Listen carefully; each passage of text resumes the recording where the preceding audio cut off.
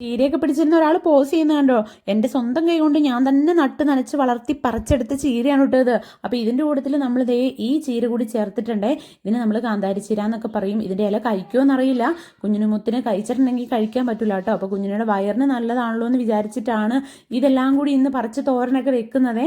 പിന്നെ കുഞ്ഞിനുമുത്തിന് therapy free day ആണ് കേട്ടോ. ഇടയ്ക്ക് ഇങ്ങനെ ഒരു നമ്മൾ ബ്രേക്ക് എടുക്കാറുണ്ട്.